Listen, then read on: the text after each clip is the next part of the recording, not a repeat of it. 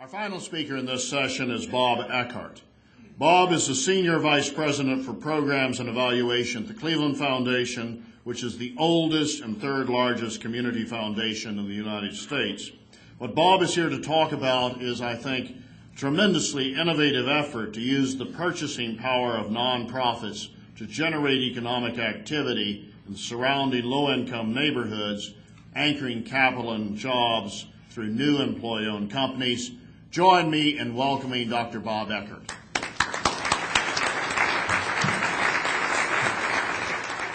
Thank you very much, John. It's really a pleasure to be here today. I also want to acknowledge Lillian's role in all the work I'll be talking about, and a number of other partners who are represented in this room as well. And perhaps most importantly, the work of the Ohio Employee Ownership Center, which has been a strong partner from the very beginning of this work. Today I want to share with you what I think is a very exciting effort we have underway to revitalize an important part of the city of Cleveland and the key role of employee-owned businesses in these efforts. Our project's unique, and I use that word carefully because unique's often overused, and is already gaining national attention. And I think it really is a model for new ways of thinking about revitalization, and particularly the topic of anchoring wealth in communities. I want to begin with a little bit about the Cleveland Foundation more generally, its commitment to neighborhoods and economic development, and the leadership in the Greater University Circle project.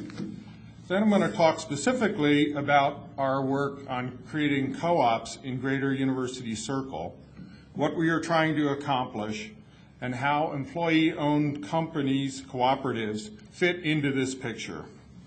I will describe a few of the co-ops just in a few quick descriptions, and then I'm going to ask you to help us as we move forward in this work. So a little bit of background about the Cleveland Foundation. As John indicated, we were the first community foundation in the world, started in 1914, I guess 1 year older than the other keynote presenter, so kind of also approaching 100 years. And the idea of a community foundation is a little bit different. Rather than getting a gift from a single donor, a Gates or a Rockefeller or a Ford, a community foundation collects money from lots of people in a community, has many donors who over time build a substantial endowment. So unlike a private foundation, we're not dominated by a single individual, and in many ways it's kind of a co-op in itself in terms of people contributing and then supporting their community. Annually, the foundation makes almost 3,000 grants, which range from a few $100s to several $1 million. And last year, we awarded $85 million to area nonprofits and to projects in our community, while also receiving about $30 million of new gifts in from people in Cleveland. So money comes in, gets invested, and the earnings go out. While we're best known for our grant-making role, it's really only part of what we do. We actually say in our mission statement that grant-making is one of the things we do, but so is leadership on important community issues. Because of our resources, our objectivity, and our ability to take a longer-term view, we believe we are in a unique position to discern the community's needs, look beyond the interests of any one institution, act as a bridge between sectors, and focus various efforts on a common goal of improving our community. It's what we call being a collaborator, a facilitator, and a convener. And I think you'll see all those roles play out in the example I'll be using today. About 5 years ago, we identified University Circle as an area where we should strategically invest. We'd long supported economic revitalization, neighborhood development, but we'd done it kind of in a broad approach. And we decided if we focus more in a defined geographic footprint, we could have a bigger impact. And we selected the University Circle area because of some of the strengths that were there. It's always been one of Cleveland's jewels. Probably many of you know it, with more than 40 nonprofit institutions in a 1 square mile area. It's also the region's largest employment center. Many renowned cultural institutions that are a legacy of Cleveland's old industrial past. The Cleveland Museum of Art, the Cleveland Orchestra at Severance Hall, and the home of important educational institutions, Case Western Reserve University, Cleveland Institute of Music, and the Cleveland Institute of Art, among others. We were drawn to this area because many of these institutions were undergoing significant investment. The large or anchor institutions were growing and undertaking capital improvements. Perhaps $2 billion of capital improvement was underway or scheduled in the circle. We also noticed, however, that there was significant investment occurring just beyond the traditional university circle footprint, most prominently at the Cleveland Clinic and also at the Veterans Administration Medical Center. So the combination of activity within the circle, kind of a pocket of growth in a city which is not seeing many pockets of growth, and right outside the traditional footprint made us think, was there a way to pull this together in a different kind of way? Despite all these positives, what was going on in the circle, the area also has immense challenges and dichotomies. The neighborhoods surrounding the circle are very underserved and disadvantaged. Annual median household income is under $18,500. There is very little in terms of retail and service outlets, groceries and other things just were not there. Amenities were sorely lacking. Unemployment was high, educational attainment was low, housing was distressed, and relatively few job opportunities existed within the area. And it just seemed so strange, given the vibrancy of the institutions, that those neighborhoods weren't getting the benefits. We noted that the large healthcare, educational, and arts institutions spend billions of dollars every year on salaries, procurement, real estate development, but little of this seemed to have any impact on the surrounding neighborhoods. What's more, the institutions historically had limited association with the neighborhoods around them. They kind of made their investment decisions without thinking about the fact they were embedded in a neighborhood. In essence, they acted as if the world ended at their property lines. So they kind of planned right up to their property lines and then didn't think anymore. We set about changing that mindset. We pulled together the institutions to start conversations, a very simple concept, but one that didn't really happen very often. We got them to share their plans. We found common areas of need and opportunity. Everyone was concerned about traffic, everyone was concerned about parking, everyone was concerned about green space, but it was beyond their property lines. And we worked to achieve a fundamental understanding of what seemed obvious to us, that the long-term success of these institutions depended upon the neighborhoods around them. As I said, we expanded the definition of university circle and began using the phrase greater university circle to encompass a 4 square mile area as opposed to the 1 square mile traditional footprint. This added the Cleveland Clinic, the Veterans Administration Medical Center, and 6 neighborhoods around them. For those of you who know Cleveland, those neighborhoods are Little Italy, Huff, Fairfax, Glenville, Buckeye Shaker, and portions of the city of East Cleveland. Our coalition includes dozens of philanthropic, public, and private partners, including those you would expect, the Cleveland Clinic, Case Western Reserve, Judson Retirement Community, the Veterans Administration Medical Center, the Cleveland Museum of Art, the Regional Transportation Authority, and others. And funders include the Ken Smith Charitable Trust, the Surdna Foundation from New York, the George Gunn Foundation, the City of Cleveland, and the Cleveland Foundation. So we had all the players at the table. We were moving ahead with planning and really trying to understand how we could get a bigger multiplier effect than any of the individual institutions was getting. Our partners had agreed to contribute resources towards strategies that enhance and revitalize the neighborhoods. We were taking on vital issues that, as I said, went beyond the property line of any particular institution. Issues like housing, retail, transportation, parks and open space, and neighborhood development. Several projects are already underway. Any of you who visited the Art Museum or the Museum of Natural History have probably taken your life in your hands going through the circle. We call it the suicide circle. That is not a really effective gateway to the area. It scared people away, and it separated the neighborhoods from those institutions. That circle is being redesigned and redeveloped in partnership with the city and county in a way that will invite the neighborhood into the University Circle area. Similarly, RTA is improving rapid transit service by reconstructing and rebuilding 2 train stations that will both enhance access and really provide a bridge into the neighborhoods, again, as opposed to being a barrier to the neighborhoods. Another key project is an $150 million mixed-use district being spearheaded by CASE and 2 developers at the Triangle, for those of you who know Cleveland, Mayfield, and Euclid, right there.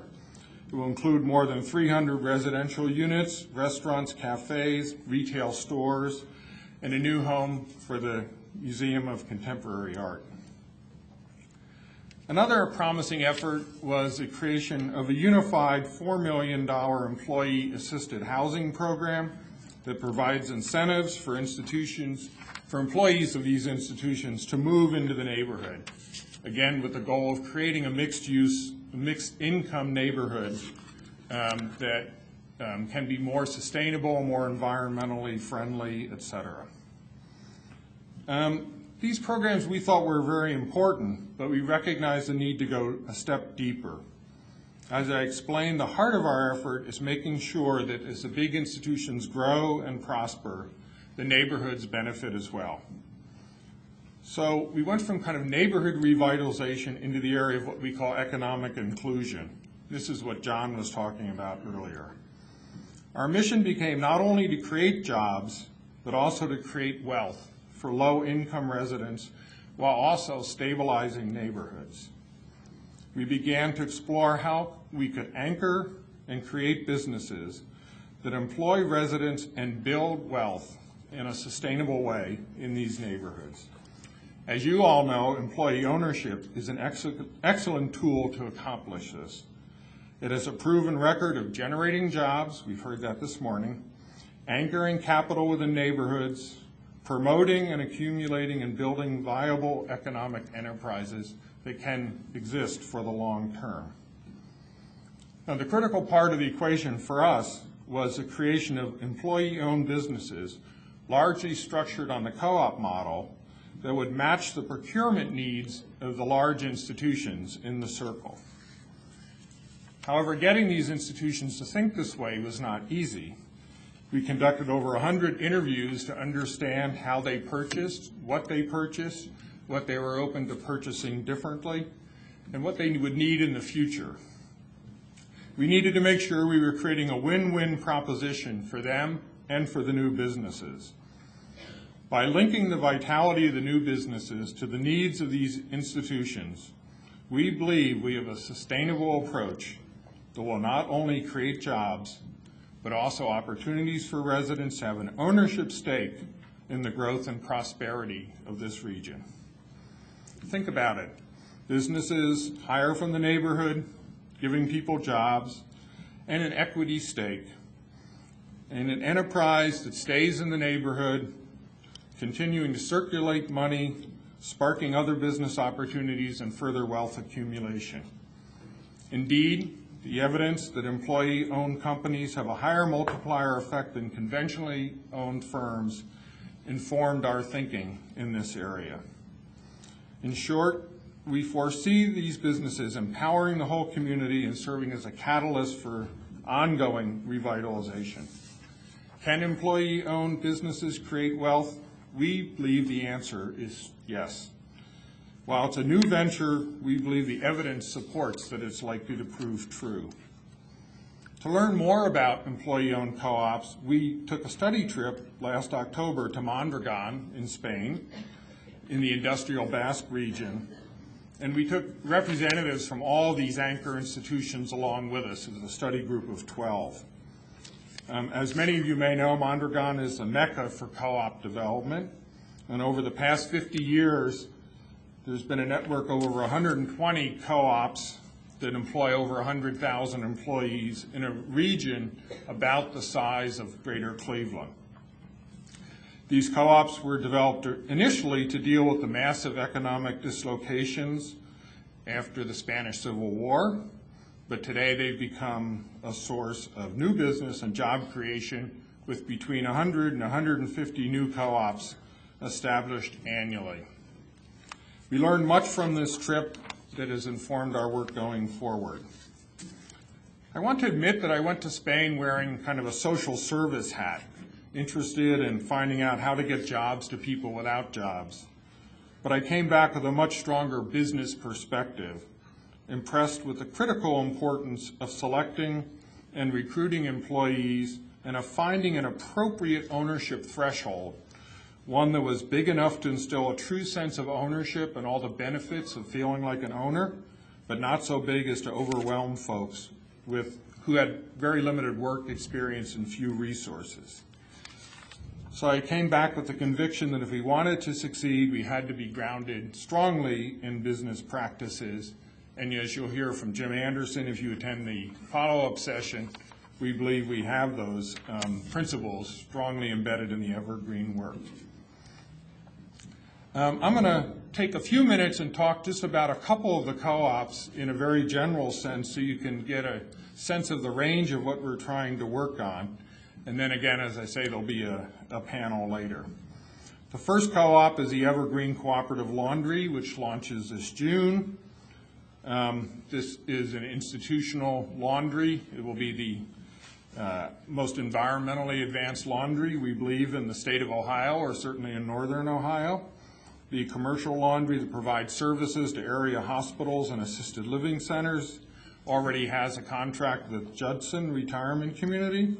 And as it grows, we expect it may employ 50 neighborhood residents, all of whom will make a wage greater than the industry standard, and each of whom will, because of the co-op model, become an owner over time and build wealth through that effort. Next up will be the Ohio Cooperative Solar. This will be a community-owned business that will own and install solar panels. In our conversations with the nonprofits, they pointed out that they did not benefit from the tax incentives for solar because they didn't pay taxes.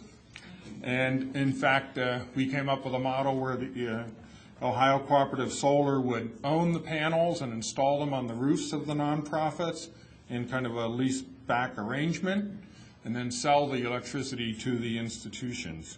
This fits in with the state law, which requires growing use of renewables. We believe the Ohio Cooperative Solar will serve as a training platform for employees, and that the job count will grow fairly quickly to include sales, distribution, maintenance, and in fact, there's going to be a tremendous demand for solar in this state to meet the new mandate in the law. We're now looking at other cooperative businesses, including what we're calling the Evergreen City Growers, a commercial scale year-round greenhouse to provide food to particularly the hospitals, looking particularly at leafy green vegetables as the first place to start for that. And we have lots of other ideas. My boss always scares me by saying we're going to have 25 of these. Knowing how much work goes into each one, that's a little bit intimidating, but we will have a number of them up and going. The last point I just want to take a second about is the importance of financing, finding a financing and support vehicle for these networks. We saw the benefit of such a tool when we were in Mondragon, and we've actually created one at Shorebank Enterprise Group, which can be both invest in companies and then be replenished off their success. And this will also receive support through the Ohio Employee Ownership Center, so it can provide both dollars and technical assistance. Our board's already committed $3 million to this fund, and Lillian's been on the road to New York and Chicago and other places looking for additional investors. So we think this is an exciting story. We hope you'll get involved one way or another. If you have expertise you can offer or ideas for new co-ops, talk to Lillian, talk to me. We'd love to get your thoughts as we move forward. We don't know this field anywhere as much as you do, so we're going to be dependent upon your assistance. Are we optimistic? Sure, I'd say we're very optimistic. We can't, however, admit that we have success yet. It's really too early. The first co-op is just in the process of launching. But the national response we're getting in terms of other foundations, in terms of the institutions in the circle being willing to work with us has been very encouraging. Many of you may have heard the statement from Albert Einstein that the definition of insanity is doing the same thing over and over again and expecting different results. We're not doing the same thing over and over again. We're not doing old traditional workforce development. We're creating co-ops. We're using anchor institutions. We're building wealth. So I encourage you to keep an eye on our progress. Hopefully we'll be invited back in a few years to talk to you about the progress. And when people are standing up in the beginning, lots of representatives from co-ops that we've helped start up will be here. So thank you very much.